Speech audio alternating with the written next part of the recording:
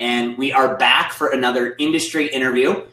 Thank you very much for joining me. I'm really excited for this one. We have somebody with us that has been a past speaker at industry, and I'm really excited to get into the conversation with Ken Norton of GV. And Ken, how's it going? Good. How you doing, Mike? I'm doing really, really well. Thanks a lot for being here. And I want to get into our topic, but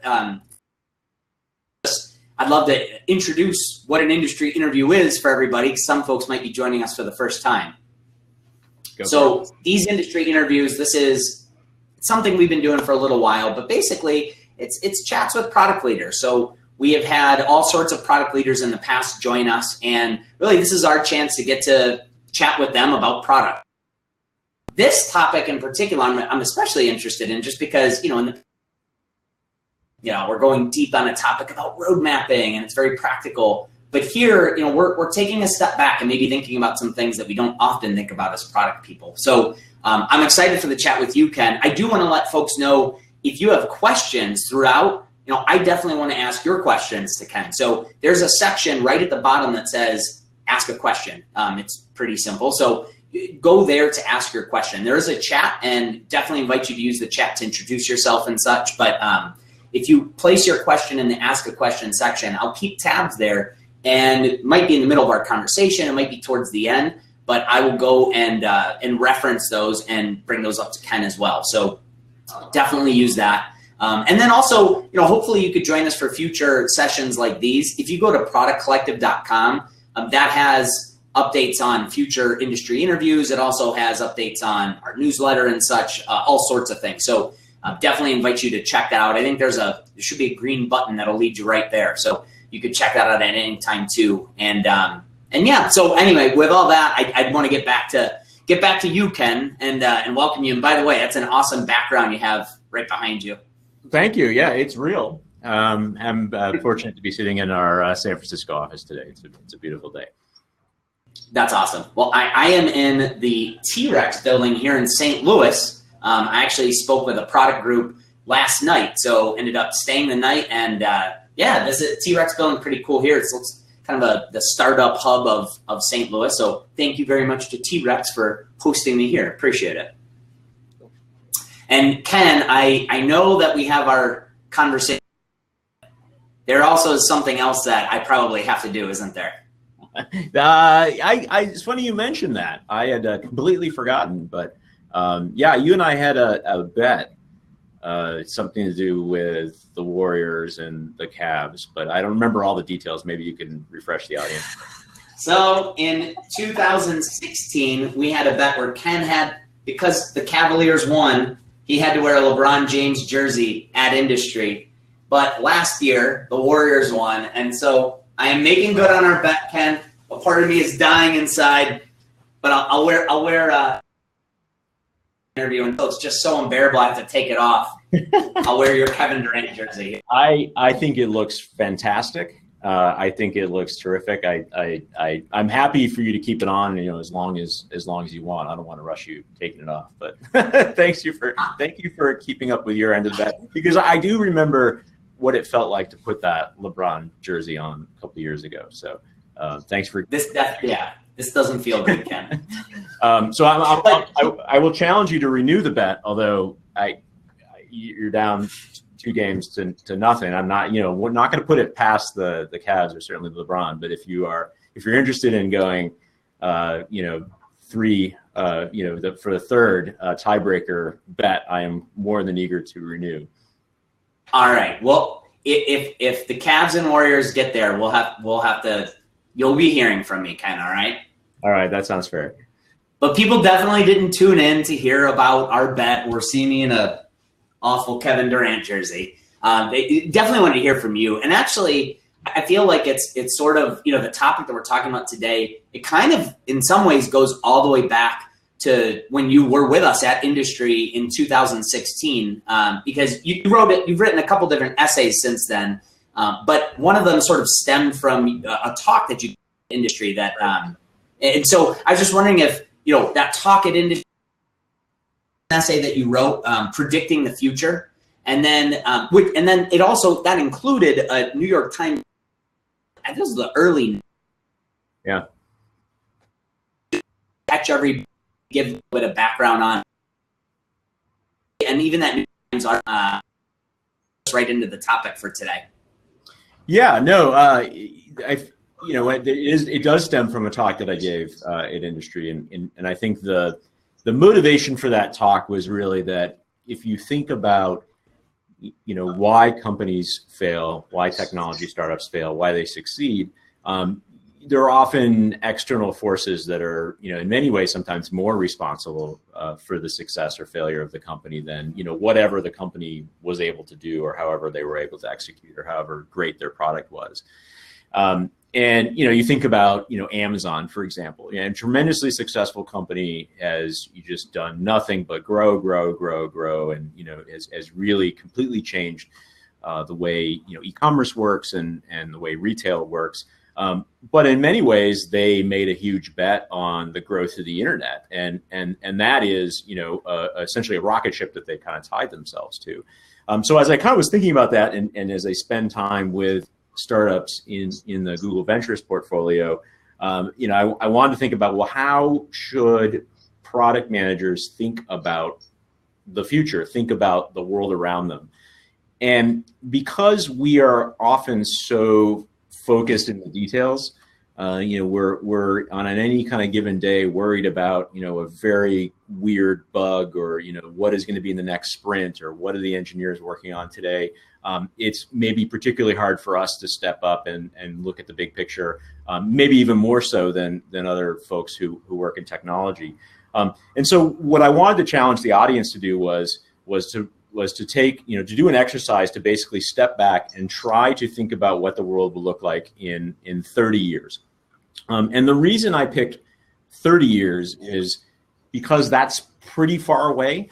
And it's so far away that it forces us to stop worrying about little technical details and, what we might be seeing as kind of micro trends, and to start thinking about some of the broader trends that may take place. And so, we can argue around whether or not in 2 years 3D printing will be good enough. But it's pretty hard to argue against whether it will be good enough and cheap enough in 30 years. So it was a little bit of kind of scope setting. And the New York Times article you mentioned was a little bit maybe of a perfect example of that. So it was from 1992. It's by a reporter by the name of Peter Lewis. And if you find it, I'm sure we can probably put it in the show notes, but it's called The Executive Computer.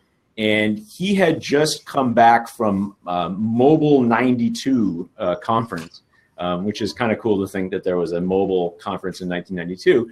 And, he wrote about, what he'd learned there. And he basically made a number of different predictions about where, essentially kind of the executive handheld technology was going to go. And I felt like when that article started to make the rounds again, a couple of years ago, people's reaction to it was kind of, one of basically two extremes. There were people who thought it was really funny that he said things like, eventually you'll have a device in your hand that can do faxing. You'll have a device in your hand that's like your pager. And so everybody kind of laughed. They're like, faxing, paging, CDs. But there's another cohort of people, when they read it, realized that when you take away all the kind of technical details and predictions and, the things that feel very 1990s, and focus on what he's saying about where user behavior will go, the types of things we'll be able to do, you realize it's very, very prescient. I mean, he's saying things like, hey, maybe you're in a taxi and you want to order a pizza for when you're home. Maybe you are stuck in traffic and to your office, following up on a meeting. And these are the types of things that, that mobile computing, really do. And so if you look at it, if you kind of extract implementation from experience, you can see that it was actually pretty predictive. And, there's a few other funny things in there. I mean, there was a couple of quotes. He had interviewed John Sculley, of all people, who at the time was CEO of Apple. And Sculley described the mobile computing market as the mother of all markets. Which is pretty amazing because it did end up being the mother of all markets. And for Apple, I mean, is the biggest company on earth as a result of that. Now, John Scully, had an interesting role in that. And then there was another interview with Andy Grove where Andy said, "Oh no, it's a pipe dream and it's driven by greed, and the CPUs aren't good enough yet, and the cost is too prohibitive." And so it was kind of interesting to get reactions of people from the time. But what I really wanted to kind of do is use that article as an example of step back from your world and think about 30 years from now. What might be happening? What might be ubiquitous? How might people approach solving problems in their lives? And to think about how your product might fit into that. And it's very refreshing to take a 30-year perspective, because a lot of the kind of arguments or debates around, will tech be good enough? Will it be cheap enough? Will it be accessible? Like, they start to kind of go away when you think on that type of time horizon, because 30 years feels pretty far away. But when you look backwards, 30 years, in many ways, I mean, maybe because I'm older, but it doesn't feel like that long ago. Yeah, it's amazing. Going back, I encourage you to read that article. Somebody had listed it in the chat, so thank you for that. But it is incredible, all of the things, even though, some things might have been off, all of the things that, really, they actually got right in that article. But I can imagine okay, so that's great, but how do I do that? I'm not a futurist, I'm trying to think a little bit ahead in the future, but so I'm wondering, Ken, do you have advice or feedback for product people if they do want to sort of take that mental exercise? Like, how do you encourage them to sort of take a step back and try to put themselves in that 30-year ahead mindset? Yeah, so it's a good question. And, I think to your point, we're not futurists, and I actually think that most, futurists aren't, so-called futurists aren't very great at predicting the future either. But I think what you're trying to do is you're not, I think on the first level is you're not trying to paint a precise future for a precise picture for where exactly things will be. You're not placing a bet on one possible outcome. You are rather kind of stepping back and saying, what are the different forces? What might the world look like? What might happen if this happens? What might happen if that happens? And how might that affect us? And how likely do we think this is versus that? And so I think the first thing is you're not trying to, pick a future. You're just trying to explore the possible different ranges of outcomes. There's a few techniques that I think are useful. I think one is in military and kind of traditional business, there's a thing called scenario planning, which actually offers some kind of interesting advice here. And there's an acronym that they use called STEEP, which stands for social, technology, economic, environmental, and political. And kind of a way to force you to think about each of those. And I found that in and of itself was super useful for me because, being in technology, like, I get the T part really easily. I'm always thinking about technology. But sometimes I may not be thinking about, well, what are the social implications? Or, what will an additional 1.5 billion people be doing? What about economic issues? If sub-Saharan Africa is a growing economy in 30 years, what does that mean for user behavior? And I think that in a lot of cases, when you look at how people think about the future, their blind spots are often because they only think about one or two of those. Cryptocurrency is super interesting and super fascinating, but most of the people I know that are just talking constantly about cryptocurrency are only talking about the technology and the economics. What about the social? What about the environmental impacts? What about the politics? How does that play in? So I think, just doing an exercise where you say, okay, 2048, 30 years from now, forget about our product, forget about our bug queue, forget about our next version. What do we think the world might look like? And what does that mean for us? What does that mean for where our product can be? What opportunities can we start to seize on? What things are we betting on now that may actually become irrelevant or replaced by something else? Yeah, and to be clear, it's not like we're talking about a 30-year roadmap. We're we're thinking it's almost like, what does the world that our product and we live in look like in 30 years? It's kind of what I'm understanding, right? Yeah, no, that's exactly right. And that's part of why I picked 30 years is because when you say 30-year roadmap, everybody laughs because that's ridiculous. And that's the point is I want to force you out of thinking about a roadmap, which is a roadmap is what am I going to build? What is the product going to look like? What's going to happen next? And to force you to kind of step back from that and say, what is happening around us? What might be an opportunity for us? The 30-year example I was looking today is, 30 years ago is 1988.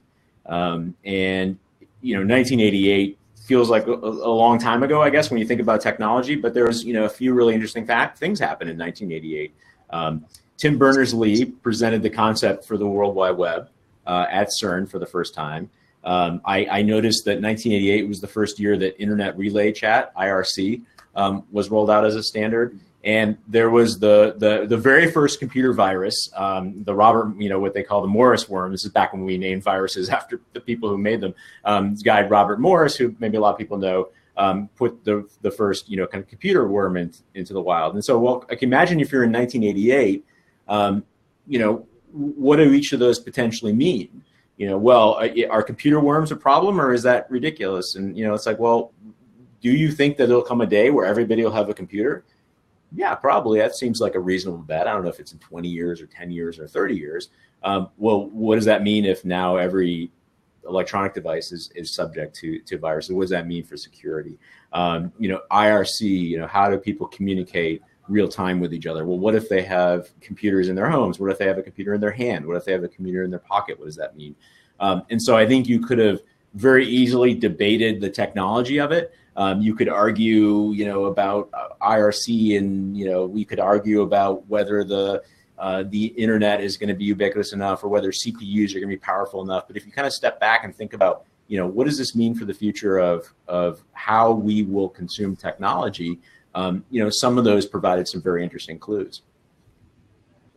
Yeah, I think it's really interesting to think about. I can imagine some product people might be intrigued by that too, but also like thinking about all of the other things that they need to care for, products today.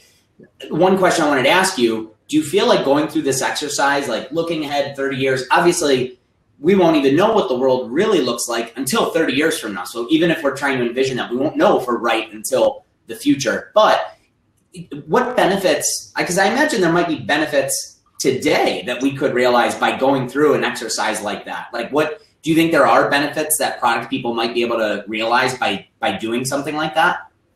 Yeah, I absolutely. I think that, it's on a first level, it helps you maybe be smarter about identifying, opportunities and threats. There's a lot of these kind of exercises where you would say, the technology we use today obviously won't be here in 30 years. Like clearly it will have been replaced by something else. Okay, well, what does that mean for how we should be thinking about the future of our product? Should we be maybe hedging our bets a little bit? Should we be thinking about, how we might accelerate that, how we may make that faster? How might we want to look for partners who are also betting on that same future? And so I think as you kind of step back, it may not, probably won't have direct impact over, what are you doing tomorrow and next week? But as you start to think about, where does the product go next? What's important to us? What's a priority? What's core to us? What is not core to us? What is unique? You can start to kind of step back and say, hey, I'm not sure we should, bet so much on, telephone numbers, or we shouldn't bet so much on a lack of electronic medical records, because it seems pretty clear in 30 years that it will probably have pretty electronic medical records, and there'll be a lot more data in them. And so I think those types of things are useful. I think another reason to do it is it's actually kind of fun. It's a great break from the day-to-day, and oftentimes what I found is going through this exercise, you may not necessarily come out with anything impactful, but you may energize and get people excited about thinking about a future that they want to create and they want to be a part of. And And hopefully looking at the future through that lens makes you more excited about the present, and not, less excited or more panicked. Yeah, I could see that being a very big one. I could picture an exercise like that where then, yeah, it's the more engaged employees are, the better they're going to, the more they're going to put into their work. So that makes a lot of sense to me. I will say, somebody asked a question, and by the way, if anybody has questions for Ken, again, go to that Ask a Question section. I'm definitely checking those out. But somebody asked the question, hey, you could be right about a 30-year prediction, but maybe your company ends up failing because you were actually too early on that. Ultimately this did come into fruition, but it was too early, in terms of the market actually being there. How do you balance that?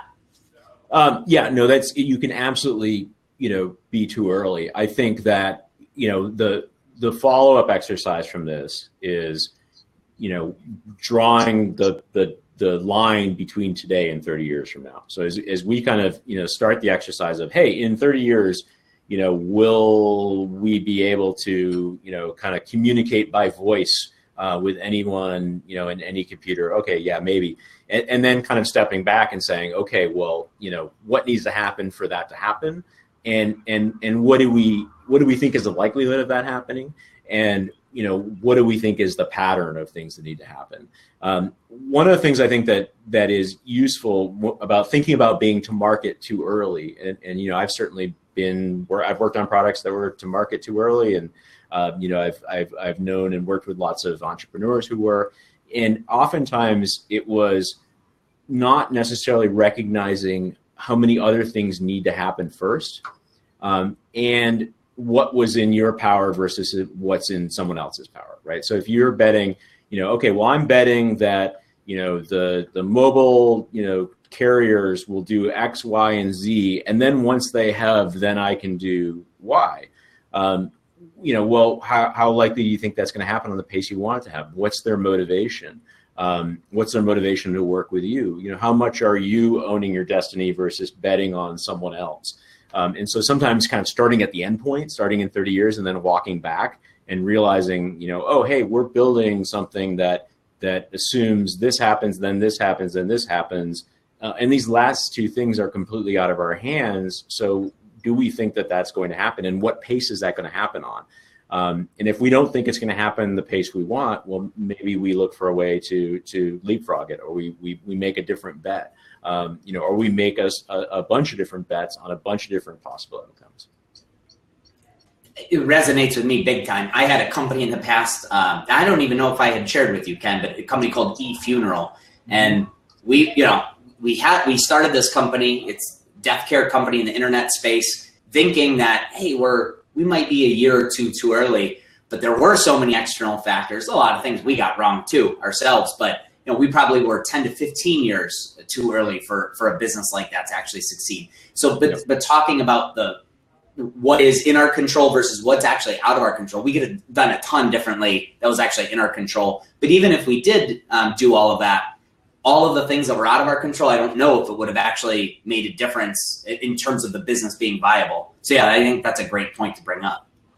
Yeah, I can give you an example from my own career. So in 2001, I think 2001, I started a company called Grand Central, and the mission of the company was we believed very strongly in what came to be called the cloud. Was not called the cloud then, but we believed that in the future it seems highly likely that that companies are going to be running software not in their own data center, but out on the cloud from multiple different providers. This is Salesforce.com had just been founded.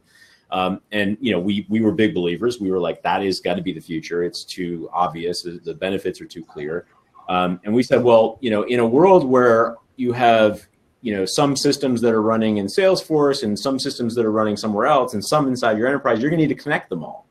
So who's going to be the TIBCO for all of these different cloud computing, software?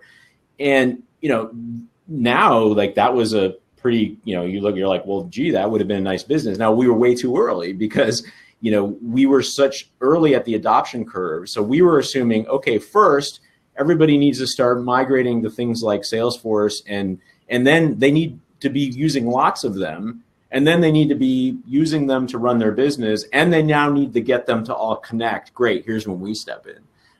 And so there was a whole bunch of things that need to happen first. Now they happened, but at a different rate. And so when you would talk about that problem with people in 2001, they'd say, "Oh yeah, I can see myself having that problem." Not, "I have that problem right now. Please solve it. I will pay you for it." Right. No, that's. I'm glad you brought that up. I think somebody did ask a question that I want to make sure I can get to, which I think was pretty interesting. As we do try to, what the world looks like in 30 years, how can we sort of differentiate ourselves on what the micro trends are, like fads, versus macro trends, like things that might actually stick? Like, I imagine there's some things right now that if we played out, it might be really popular today, so we can envision the future with it. But actually, in a couple of years, those things go away. They actually turn out to be a fad. So do you have any suggestions that might help us try to parse those things out? Yeah, I think, well, on one level, it's important to separate the implementation from the problem. So one example today might be, I don't know how many of you are in San Francisco, been to San Francisco recently, but we've got scooters everywhere. A bunch of different companies are working on solving the problem of how do you quickly, go from one place to the other in a city like San Francisco that, it doesn't make sense to sit in an Uber or a Lyft, for 20 minutes to go 3 blocks. So you can have a couple different opinions on that problem. You could argue over whether you think scooters will be the thing or whether scooters will be a fad. Or you could talk about what is the problem that they're solving. Well, the problem they're solving is I need to get from point A to point B short distances in a city where there's no public transportation to get there and cars don't work and I don't have time to walk. Well, that seems like a pretty obvious problem that you believe that people will have and still have. What are some other ways that problem might be solved? So in 30 years, do you feel like that problem will be solved for me? If you believe that, what are different ways that problem might be solved? And that kind of gets you out of the, are scooters a fad or are they not a fad? And starting to think about, what is the problem? And do we believe that problem will continue to exist? And do we think that problem will be in some ways solved? Another example from, 30 years ago is, the one thing that came up in that 1992 article was the idea of, bringing up a map on your mobile computer and being able to, go from, get directions. And that was pretty revolutionary. I mean, when I was working on Google mobile maps, not even, now 7 years ago, we still had as our vision that, imagine a world where you won't get lost anymore. And that seemed very futuristic. But you were kind of there, like you really don't get lost anymore. If you get lost, it's because your phone battery died, or you don't have a signal, or it's very, very unlikely that get lost like you used to get lost. And I'm old enough to remember pulling over, finding a payphone, calling your friend to say, "What street am I? Where are you now? I don't know. I can see a 7-Eleven." And so in 30 years ago, you could argue about what is going to be the implementation, what's going to be the technology for that. But what would have probably been more useful is, do you think this is a really important problem that will be solved? And what does the world look like when that's solved? What else might you be able to do? Well, I might be able to immediately call a car. I might be able to order food ahead. I might be able to tell my friends where I am so we can meet up at a party. So it's really starting to, again, separate out the specific technology, the specific solutions, the specific implementation, and thinking about the broader trend around, what are the problems and how important do we believe those problems will continue to be? That's great. And I'm looking down at the clock. The time kind of blew right by. We're already at the end of our time. So this has been an awesome conversation. I just thank you for joining us to have it with us, Ken. I will squeeze in one last quick question, because somebody had asked me to ask you if the Bringing the Donuts newsletter might be making a return at some point, because it is an awesome one. But maybe you could also share how folks can keep in touch with you too. Yes. So keeping in touch, on Twitter, at Kenneth N. I, for better or worse, spent a lot of time on Twitter. You know, my website's kennorton.com. You can see the essays that Mike referred to, and you can find, you know, further contact information for me. You know, in terms of the newsletter has been a lot of fun. Last fall, I decided to take a little bit of a break just because it was, you know, taking up probably more time of mine than I'd hoped for. I expect it will make a return. I'm trying to figure out what the right interval is, but not the first person to ask me. So I will stay tuned. Donuts. Well, you've already brought the donuts anyway, Ken. So thank you for that. And I couldn't help, but you know, I got to put this back on before we. That feels a lot better. All right, I'll end it here, Ken. Thank you so much for joining us, and thanks everybody for joining us for this industry interview. We have a couple more coming up with Nir Ayal in a couple weeks, and then Varun, an academic who will be talking about product stack. So hopefully you could check that out. But Ken, thanks a lot for joining us. Thanks for having me. This was a lot of fun, Mike. All right, we'll see you soon. Bye-bye.